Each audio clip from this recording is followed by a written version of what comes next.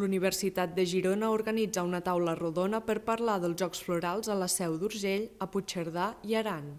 L'acte, amb la presència de Lluís Obiols, Arnau Mayans i Clàudia Ventín Boia, ha tractat la rellevància cultural i l'impacte d'aquest fenomen literari a l'Alt Pirineu i Aran. Coincideixen diversos agents culturals de la zona que s'alien amb agents culturals de Barcelona o de Lleida o de Girona i creen aquest esdeveniment que és un esdeveniment, com ara explicaran, que és molt important per al moment i que té tota una pompa i té tota una cosa de celebració, però realment són això,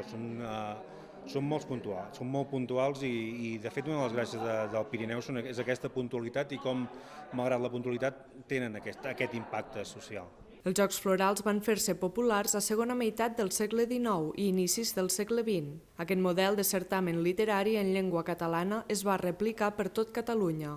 Tot i que en el cas de Cerdanya l'esdeveniment ha tingut continuïtat i enguany arriba a la 40a edició, en la majoria dels llocs a l'Alt Pirineu els Jocs Florals es celebraven de manera puntual. En el cas de la Seu d'Urgell només hi ha constància de l'organització del certamen literari el 1917, amb 125 treballs presentats. Entre els treballs que s'hi presenten hi ha una mica la temàtica habitual dels Jocs Florals, temes més amorosos o temes també d'història més èpica. Hi ha alguns temes més locals que pensem que són interessants, hi ha alguns poemes dedicats a la construcció del seminari o a la Mare de Déu de la Trobada, i hi ha també un element que és interessant, pensem que és l'any 1917, hi ha diverses composicions que parlen de la pau, de la necessitat de pau en un moment en el que Europa estava visquent la Primera Guerra Mundial.